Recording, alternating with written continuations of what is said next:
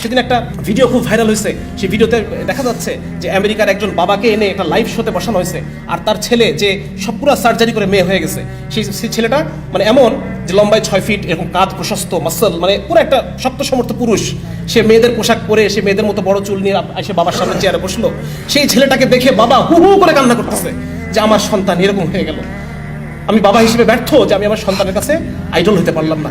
আজকে এইভাবে কান্না করার জন্য আপনারা প্রত্যেকে প্রস্তুত হন। আজকে এই ভিডিও যে যেখান থেকে দেখতেছেন, যার বাসায় সন্তান আছে, আমার একটা ছোট্ট বাচ্চা আছে, 7 বছর 4 বছর, আমি জানি না আমি তাদেরকে কোন দুনিয়ায় রেখে যাচ্ছি। আমি জানি না আমার মৃত্যুর পর আমার সন্তান সে কি হয়ে যাবে, আমি জানি না। সে কি আসলে মুসলমান থাকবে, সে কি আসলে নারী থাকবে, আমার মেয়ে শিশুটাকে নারী থাকবে কিনা, আমার ছেলে শিশুটা পুরুষ থাকবে কিনা, আমি বলতে পারতেছি না। তো আজকে এক অসহায় বাবা হিসেবে আপনাদের সামনে আমি আসছি, এবং আপনারা প্রত্যেকে যার যার জায়গা থেকে আওয়াজ তুলেন, যার যার জায়গা থেকে এটা নিয়ে আপনারা আলোচনা করেন, যাতে করে এখানেই যেন এই জিনিসটা থেমে যায়। এই সমস্ত যারা এনজিও, যারা অপকর্ম